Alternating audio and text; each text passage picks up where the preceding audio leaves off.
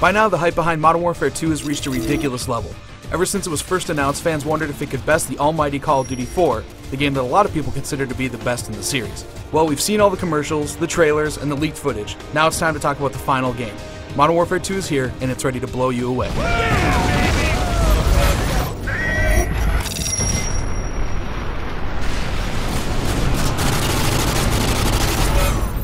Let's get one thing out of the way first. This game is gorgeous. The graphics are a substantial leap over Call of Duty 4, with even the multiplayer visuals trumping the single-player offering from last time around. The levels are filled with more detail and effects, both single-player and multiplayer levels showcase a larger emphasis on height and terrain variation, and the open environments themselves are beautiful.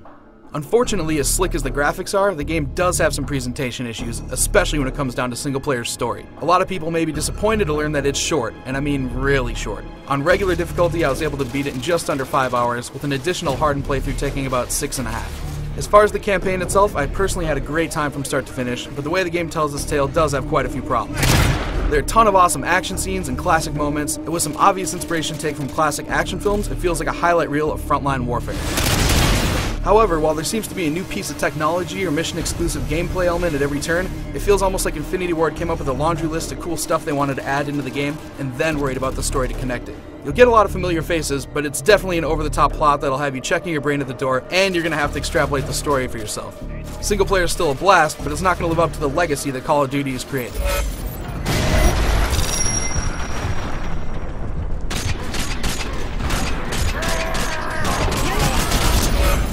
When you get down to it, this is the same great Call of Duty gameplay you know and love. Thankfully, they've done away with a lot of the issues too, such as running into enemies that are infinitely respawning until you move forward, and those annoying where do I go moments that COD4 often had. Your computer-controlled comrades can still be a little dumb at times, blocking your way through a door or cutting off your line of sight, but that's still a pretty small complaint. Most of the AI, both enemy and friendly, is much more improved over the last Modern Warfare.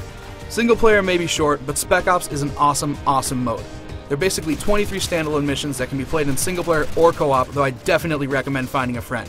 80% of these missions are actually inspired from the single player campaign, but there are a couple co-op only missions that are particularly cool. One mission will have a player piloting the AC-130 in the sky while escorting his buddy through a military outpost during nightfall, and it's epic to say the least.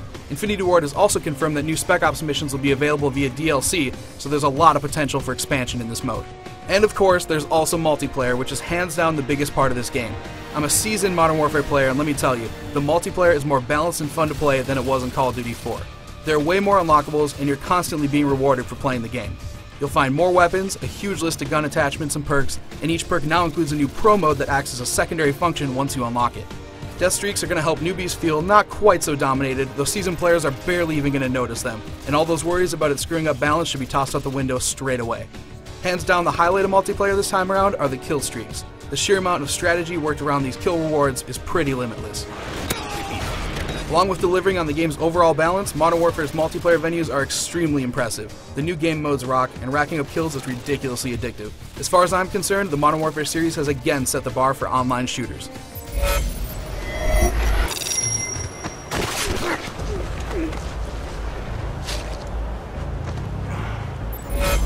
When you look at the total package, Call of Duty Modern Warfare 2 is an awesome experience all around. Multiplayer is a serious improvement over the already impressive COD4 design, Spec Ops allows for some great co-op action, and the single-player campaign is filled with some very entertaining scenarios, despite the fact that more work needs to be done on storytelling and developing the franchise's cast. If you're grabbing Modern Warfare 2 as a single-player package only, you've been forewarned. For everyone else, Infinity Ward's latest epic is a must-own offering. To see more on Modern Warfare 2 and to check out my full written review, head on over to IGN.com.